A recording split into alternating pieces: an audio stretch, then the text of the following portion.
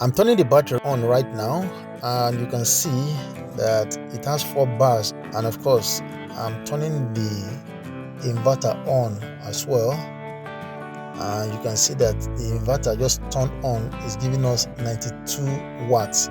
So that's what the inverter is drawing from the battery, but that's a story for another day. I just turned on one of my freezers, and you can see how it jumped up, and it's going to settle. It's already settling down at about 280 something watts. Now remember, this is not what the freezer consumes, the inverter plus the freezer, but I'm not talking about this today. I'm just going to run us through the things that I had to make sure we are in place before I started this experiment. So while we are looking at what is on the screen, I'll just be letting us know exactly what I had to do.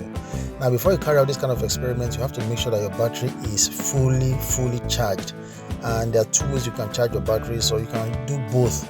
You can use your grid power and your charge controller to charge it. So, but in my own case, I didn't need to depend on grid power. I just went ahead to use my charge controller. You have to make sure that your charge controller charges it to full capacity, and in my own case, my charge controller charged my battery to the point where it could no longer take any charge. So after some time, after I was convinced that it was fully charged, I disconnected it, put off the battery, and got ready for the experiment. Now you don't need to put on your battery, I just put it off. So that's why you saw me turn it on in the beginning, and I turned everything on as if it was in the beginning. So I hope you understand what that means. That is one of the things to make sure you do. Get your batteries fully charged, because if your battery is not fully charged, at the end of the day, your result is not going to be conclusive. It's going to be like there are doubts, maybe my battery is not fully charged. But in this particular case, I made sure the battery was fully charged. So that's one of the things you want to make sure you put in place before you start this experiment.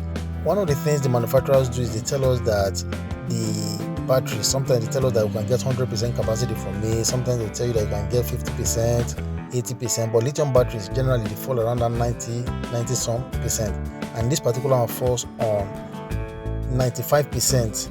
That's what the manual says. So if I'm translating 5 kilowatts, 95% of it is going to be 4,750 watts. So that's what we're supposed to get from these batteries. At the end of this experiment, we're going to find out if we are going to get more or a little less. So stick around, and maybe on an early period I'll be coming to check so that we'll see how our battery is doing. That's what this test is about. You just want to know exactly how much energy is stored in this battery. It is important to know that whatever you're using to charge this battery, by the time this experiment begins, you would have cut it off totally so that it will not be feeding charge while you are discharging it at the same time. We have reached the 1 hour mark, and you can see that we have used up 290 watt hour from the battery. This is the 2 hour mark. We have used 574 watt hour from the battery, and at the 3 hour mark you can see that we have used about 853 watt hour from the battery. At the 4 hour mark, you can see that the bars on the battery, they are still complete. So we have used up 1,133 watt hour from the battery. So this is the 7th hour now. We have used up 1,950 watt hour. So that's how much we have used.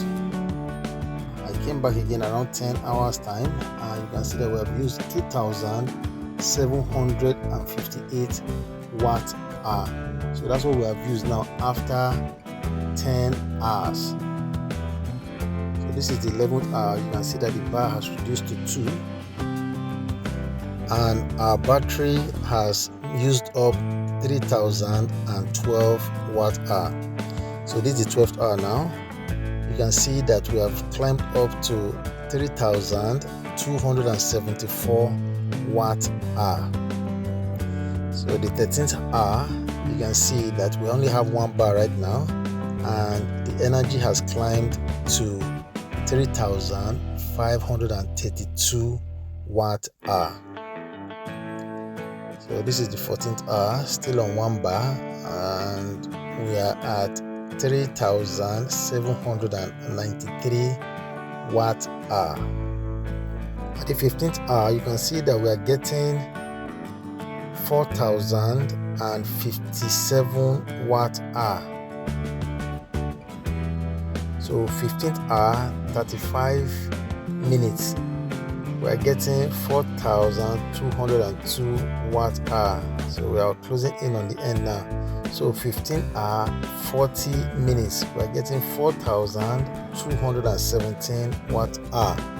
We are more or less rounding up the experiment now, because when your lights start blinking like this, it's no longer a good idea to keep running your battery down. But nevertheless, I was able to still push the battery a bit longer, and the total I could get was 4228 watt hour. And in one of my previous videos, I did mention how a colleague of mine did the same experiment and was able to get 4300 watt hour. Perhaps if I push it a bit further, I could get close, but it's not a good idea to be pushing your batteries to this limit. In fact, pushing it to this point, I don't really like pushing my batteries this way.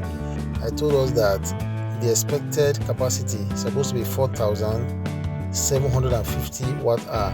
So at the end of the day, we were able to get almost 85% of the capacity, or just about 85% of the capacity of the battery. That's to let us know that sometimes the manufacturers, either they can be wrong, or I don't know how it is. And it's really something that concerns me a bit, because I don't really see why they should not make it 5 kilowatt on the dot, or a little over, even if we have to pay this little amount for it. So you guys should let me know what you think in the comment section below, because this battery is paraded as a 5 kilowatt hour lithium ion phosphate battery, and somewhere along the line we can see that we're not even getting up to 90% of that capacity. This test result is going to be used as a reference in future videos. See you guys, and catch you on the next one.